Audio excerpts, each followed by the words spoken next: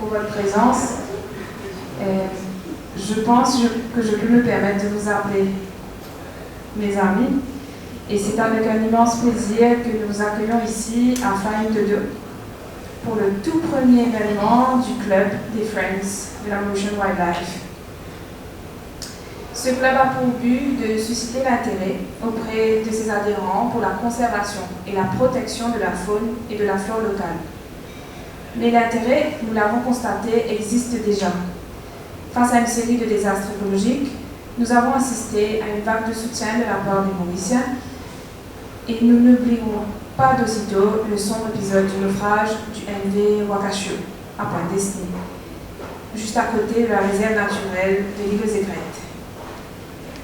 Mais nous n'oublions pas non plus la file de volontaires qui a convergé vers nous, à la Mauritian Wildlife, pour lutter contre le fioul qui avait noirci nos eaux turquoises. Fort de cette expérience de solidarité et avec le soutien précieux d'Eldel, nous avons décidé de lancer le club des Friends de la Mauritian Wildlife. Le but est d'impliquer le Mauricien dans le programme de conservation.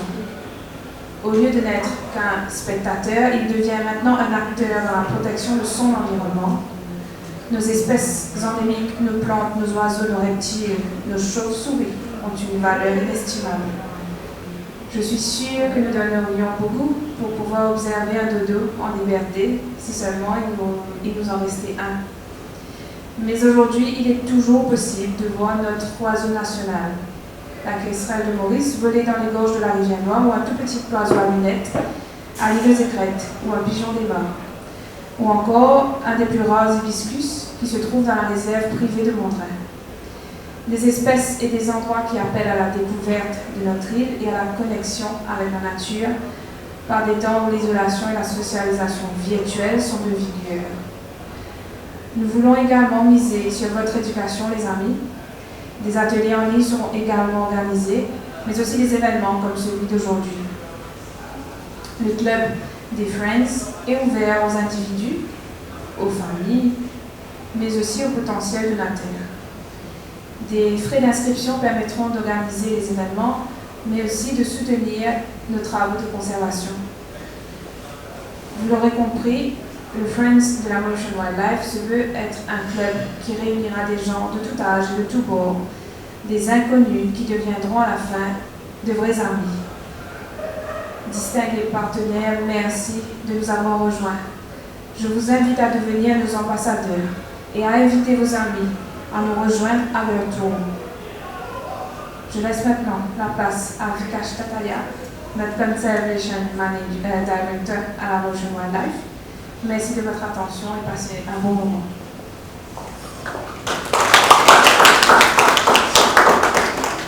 Alors, vous m'entendez? Je crois qu'on n'aurait pas besoin du micro là. Donc, voilà. Donc, messieurs, mesdames, mes amis, les amis, merci beaucoup d'être avec nous pour notre premier événement. Il y a 10 ans de cela, Carl Jones, qui est ici présent, nous propose de faire d'un oiseau, en l'occurrence à Kestrel de Maurice, de faire de cet oiseau l'oiseau national. Donc, tout d'abord, il y a plusieurs d'entre nous qui commencent à demander des questions, proposer d'autres choses. Et aujourd'hui, ce que je voudrais faire, c'est de vous présenter les options qu'on avait et pourquoi notre choix a déchu sur la Kestrel de Maurice. So this, ladies and gentlemen, you all recognize is the Mauritius Kestrel. Amazing bird, a beautiful bird, and I hope that you'll be able to come with us to places in the forest, such as the Fernie Valley, and other places where we will be able to see this bird in the wild. Now, when we proposed the government of Mauritius to make of the Mauritius Kestrel the national bird, to be honest, I was the most surprised that it took such short time to get it approved. It was just a matter of 2 weeks or so. I thought it would have been a long drawn-out process and that we'll be waiting for years before the Mauritius Kestrel became the national bird. We must realize that Mauritius never had a national bird, unlike the 140, 150 other countries that have a national bird. So we were quite late in the process of declaring a bird as our national bird. The Kestrel, I'm convinced now, is we are right in proposing the Kestrel, but there were a few other alternatives, and quite a number of people were telling us why is it this or not that. And let's try to work it out together. First of all, do you recognize this bird? Right. And you're going to be doing the talking. I'm going to do the little talking. So, I heard it. Pink pigeon. So, a lot of people say it should be the pink pigeon. Yes, that could have been a candidate. But there was one problem. Do you recognize this bird? This is the rami de Madagascar, or the Madagascar turtle dove. Introduced bird to Mauritius and very often confused with our pink pigeon. So it would have been difficult for us to put forward a bird that had something looking a little bit similar and that people would be confusing with. This bird, anybody recognize this bird? Cateau vert. Was Cateau vert de Maurice, the echo parakeet. Yes, this could also have been a candidate. It's also a very successful project. Unfortunately, it's got something very similar on Mauritius. Anybody knows what this is?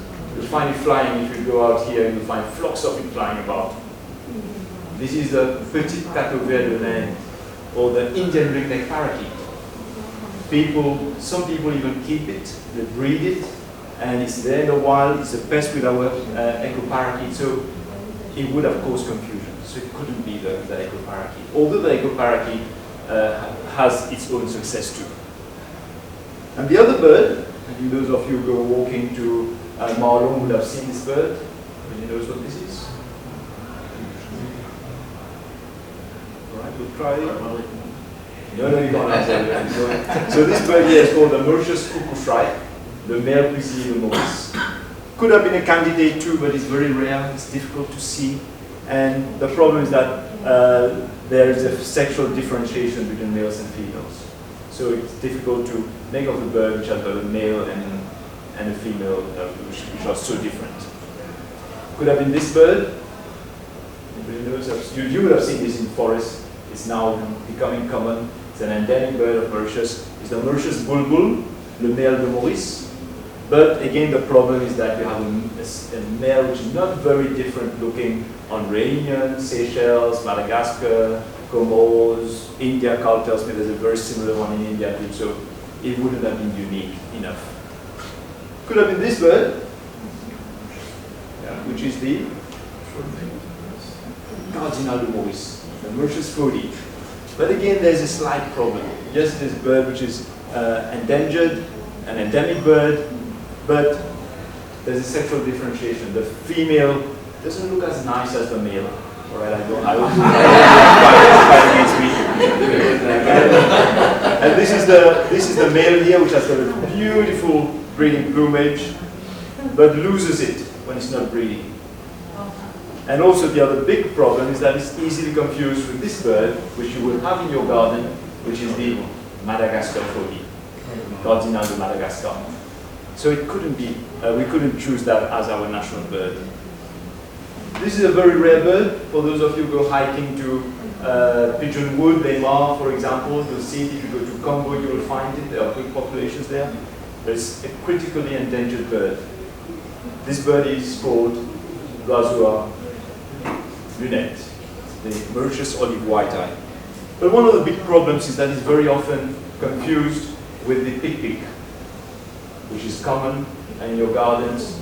And the pig-pig, incidentally, could also have been a candidate. But the problem is there is a similar bird, another species, but similar, in Réunion. So again, it couldn't be the ideal candidate for the national bird. This bird here, which is becoming common now, which is numbers are getting better than 10 years ago, 20 years ago. And you'll see this when you walk in the forest, in many forests, in Chamarel, Le Mans, Chamarel, Bellon, and so on, Les Mares. This here is, anybody knows this bird? Coq d'Ivoire. Excellent. So this is the coq des bois, the Mauritius paradise flycatcher. The only problem, so this is a male, beautiful bird, and it follows you around. For those of you who go hiking, very often it will follow you as you're walking.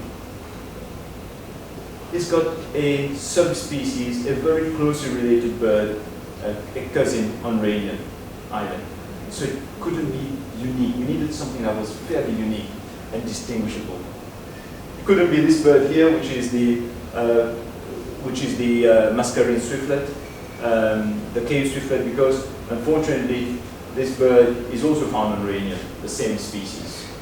Couldn't be this bird either, which is the grosse hirondelle, again, not unique to Mauritius. And many people said it should be this bird, which is the paille en queue, I heard somebody say paille en queue à queue rouge, but they said it's the symbol of Air Mauritius, so it should be this bird. Unfortunately, whilst we work with this bird, the bird is not native, it's not endemic, and it's not unique to Mauritius. You'll find it throughout the Indian Ocean, islands, and throughout the Pacific Ocean. So it couldn't, again, be our unique bird to be our national bird. And many people, most of the people who have reacted, have said it should have been this bird. I'm sure you know what it is. Our dodo. And again, we argued that it couldn't be the dodo, because for the very simple fact that the dodo is extinct. Yes, the dodo has its place in history, but whilst we have so many species that we've been able to save on Mauritius and Rodrigues, we wanted to celebrate success rather than celebrate, unfortunately, a magnificent bird which unfortunately has gone extinct. So, and of course it couldn't be any of these birds, because all of these birds and many others are all introduced birds. They are not from here. They've come from Asia, they've come from elsewhere, from Africa, and some of them are even pests, and they affect our biodiversity, and obviously they couldn't be our national bird. So the choice became very clear that it had to be the Mauritius kestrel. I won't dwell at length on the Mauritius kestrel because I'm sure Carl will tell you more about that. But the Mauritius kestrel, for a reminder, is a bird that became the rarest bird in the world in the early 1970s. It went down to 4 known birds, including a single breeding female in the wild. It was close to extinction, and thanks to Carl, thanks to Sean, who's here, thanks to Manti, who is our first volunteer of the Mauritian Wildlife Foundation, working with Kestrel. This kestrel was saved from extinction. I won't dwell further on that because I know Carl is going to talk a lot about the Mauritius kestrel, and we've saved this bird. And there's a story. There's a story, there's a success, there's a storyline, it ticked all the boxes to be the national bird of Mauritius. And that is why we proposed it. The government of Mauritius is also the most, it's regarded as the most successful raptor, bird of prey restoration in the world. Now, when we talk of success in conservation, you must realize that Mauritius leads in terms of the numbers of birds that have been saved from extinction. And this is not us saying it, this is an independent review by BirdLife International, where they assessed that between 1984 and 2004, between the 20-year period, 31 bird species would have gone extinct in the world. And they were saved from extinction. And 5 of these are actually from Mauritius. And that includes the Mauritius kestrel, of course, the pink pigeon, the echo parakeet, the Rodrigues fody, and the Rodrigues warbler. So for those of you who go to Rodrigues, the Rodrigues fody is also called the cardinal de Rodrigue or the cardinal jaune, ou oiseau jaune, more simply. And the Rodrigues warbler is called oiseau long-bec or fauvette de Rodrigue. So they've got a few names. And if you want to know what are the other countries that have managed to save birds over that period, we are even ahead of New Zealand and the USA in terms of saving birds.